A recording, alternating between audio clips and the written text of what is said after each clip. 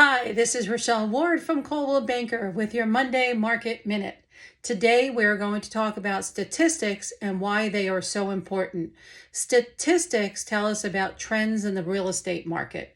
They can be pulled on many levels, such as a national level, a state level, a county level, a town level, and you can even drill down right down to a neighborhood.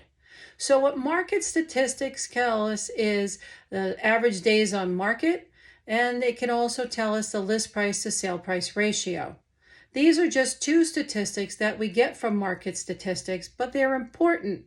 Days on market tell us how long, on average, it's taking for houses to sell. And a list price to sales price ratio, you can't have that without a sale.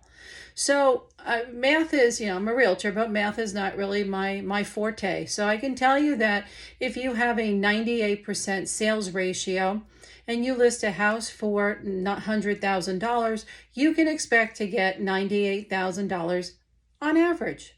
So they're guidelines for us and they help us to determine what's going on in the market.